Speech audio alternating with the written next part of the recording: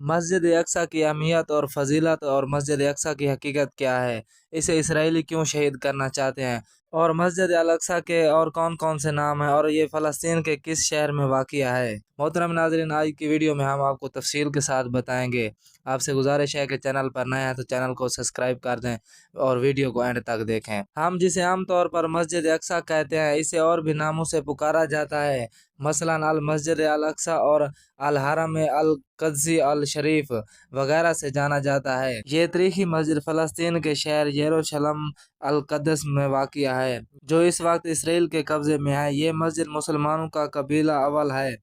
نبی کریم صلی اللہ علیہ وسلم اور صحابہ کرام رضی اللہ تعالی عنہ نے تقریباً 16 یا 17 مہینے تک مسجد اقصی کی طرف رخ کر کے نمازیں ادا کی۔ شرعی طور پر اہمیت و فضیلت کے اعتبار سے مسجد حرام اور مسجد نبوی کے بعد مسجد اقصی کا مقام و رتبہ ہے۔ قرآن پاک اور حدیث میں مختلف جگہوں پر اس مبارک مسجد کا ذکر آیا ہے۔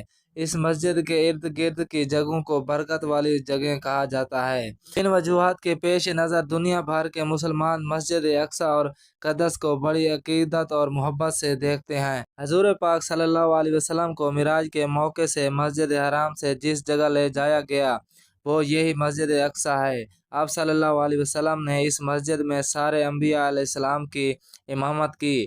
آپ صلی اللہ علیہ وسلم اسی مسجد سے سفر معراج پر روانہ ہوئے۔ مسجد حرام سے مسجد اقصی کے آپ صلی اللہ علیہ وسلم کے اس مبارک سفر کو قرآن کریم نے یوں بیان کیا ہے، جس کا ترجمہ ہے: پاک ہے وہ ذات جو اپنے بندوں کو راتوں رات مسجد حرام سے مسجد اقصی تک لے جائے، جس کے ماحول پر ہم نے برکتیں نازل کی ہیں تاکہ ہم انہیں اپنے کچھ نشانیاں دکھائیں۔ بے شک وہ ہر بات سننے والی اور ہر چیز دیکھنے والی ذات ہے۔ مسجد اقصی کو مسلمانوں کا قبلہ اول ہونے کا شرف حاصل ہے۔ اس کا مطلب یہ ہے کہ جب نبی کریم صلی اللہ علیہ وسلم مکہ مکرمہ سے ہجرت کر کے مدینہ منورہ تشریف لے آئے تو آپ صلی اللہ علیہ وسلم اور صحابہ کرام رضی اللہ تعالی عنہ پہلے مسجد اقصی کی جانب ہی رخ کر کے تقریباً 17 مہینے تک نماز ادا کرتے رہے۔ صحابہ کرام رضی اللہ تعالی عنہ فرماتے ہیں، رسول کریم صلی اللہ علیہ وسلم نے 16 یا 17 مہینے تک بیت المقدس کی طرف رخ کر کے نماز ادا کی، جبکہ آپ یہ چاہتے تھے کہ آپ کا قبلہ بیت اللہ کعبہ شریف کی طرف ہو۔